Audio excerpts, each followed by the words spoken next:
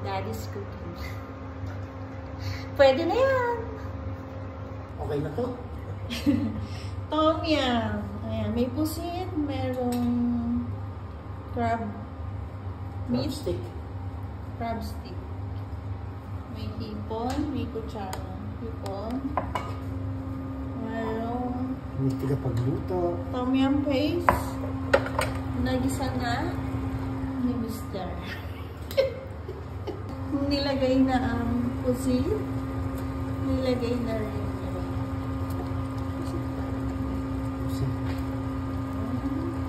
Actually, yung iba, ano, Crab stick. squid ring. Ito din pala, meron siyang sile, yung dahon ng dayap, and tanglad. At itong dayap. Meron din siyang parang luya, kasi nandun na siya. Ayan, Ito. Meron pa ako doon tira. Ayan, pag bumili kayo sa Lulu, ayan, kompleto na siya. Ito yung sinasabi ko, para siyang luya. Pero hindi siya luya.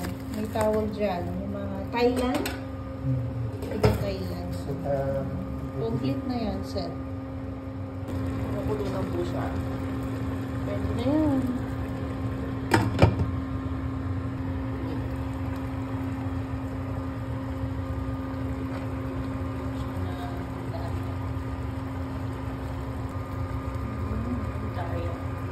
Para hindi madansa at pangtaas.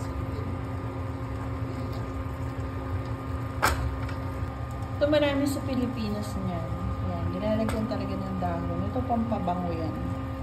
Bukod dito sa Rosemary. tanglad. Tanglad. At nilagay na yung Crab stick. Sa bawang.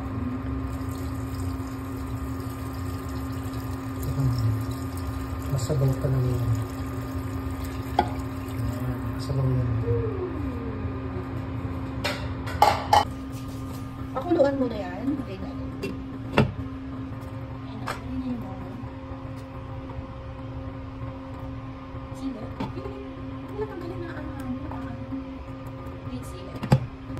Next, yung ating Ito na kasi ito. shrimp. Sister na yung nagluto. Sarap magluto yan. So, kung gusto nyo mas maasim, lagyan nyo ng siligang mix.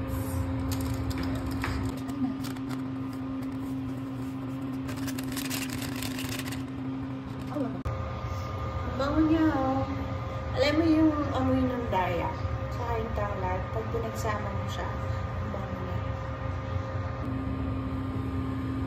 Siya, malapit na.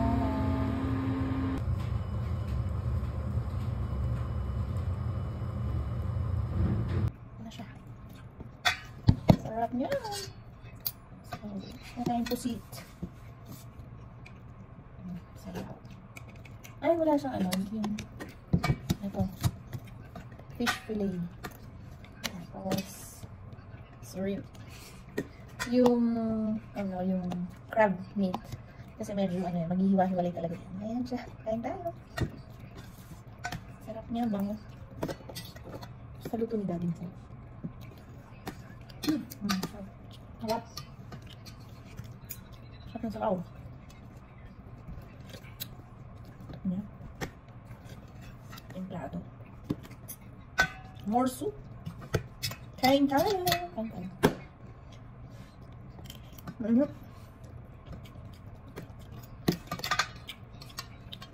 Ano yung ano? Parang dahon. Sarap. Hindi siya malansa, no? No, walang lansa. Hindi siya malansa. Kahit meron siyang hipo na pusit. Kasi yung mga nilagay nilang tanglad. Saka yung mga dahon. So, sa Pilipinas marami nito.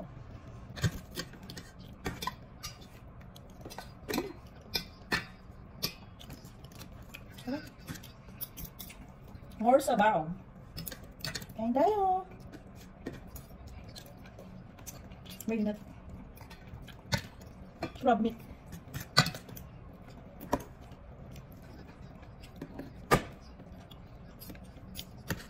Fish fillet, yung pang fillet na fish. O sabaw.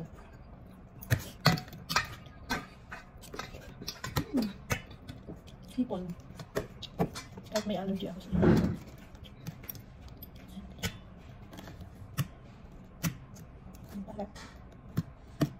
Ang sarap ng soup niya. Di masarap talaga siya. At tom yum talaga. Masarap. Dati na namin niluluto to. So nasa Saudi kami. Hindi mawawala to. Lagi namin niluluto. Yung tom yum.